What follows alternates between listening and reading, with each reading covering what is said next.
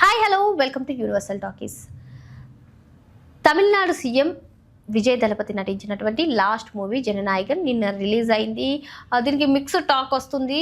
So కొందరైతే super hit అంటున్నారు. అటు హిందీ వర్షన్లో ఈ సినిమాకి మంచి క్రేజ్ లభించిందని కొందరు చెప్తున్నారు. అయితే ఈ సినిమా గురించి ఒక వీడియో అయితే ప్రస్తుతం సోషల్ మీడియాలో వైరల్గా మారింది.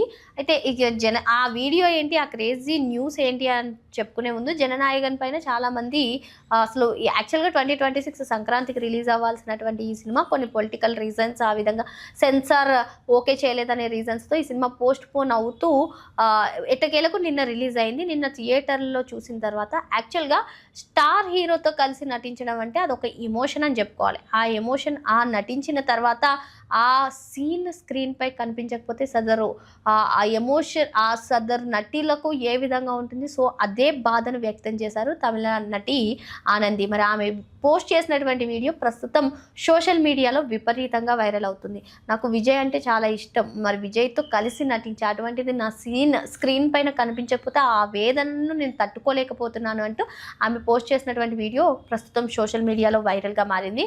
సో అయితే నెటిజన్లు కూడా ఆమెకి భరోసా ఇస్తున్నారు. సో ఏదో ఒక కారణంతో ఇలా జరుగుండొచ్చు, మేము మీకు పూర్తి సపోర్ట్ ఇస్తాం, మీరు ఇలా కుంగిపోకండి, ధైర్యంగా ఉండండి అంటూ నెటిజన్లు కూడా కామెంట్స్ చేస్తూ ఉన్నారు. ఆమె వర్షన్లో చూసుకున్నట్లయితే విజయ్ది లాస్ట్ మూవీ, సో నా అభిమాన హీరోతో నేను మళ్ళీ నటించలేను కదా, ఈ ఫైనల్ మూవీలో నేను నటించాను, అలాంటిది నా సీన్ ఎలా కట్ చేస్తారు అని ఆమె వేదనకు గురి చెందుతున్నారు. మరి విజయ్ నటించినటువంటి లాస్ట్ మూవీ మనందరికీ తెలిసిన విషయమే. అటు పూజా హెగ్డే, అదేవిధంగా మమతా బైజు కీలక రోల్లో పూజా హెగ్డే హీరోయిన్గా, మరి మమతా బైజు కీలక పాత్ర వహించినటువంటి ఈ సినిమా నిన్న రిలీజ్ అయింది. బాలకృష్ణ గారు నటించినటువంటి Bhagavanth Kesari super duper hit అయిన సంగతి మనకి తెలిసిందే. దానికి రీమేక్గా వచ్చింది జననాయకన్.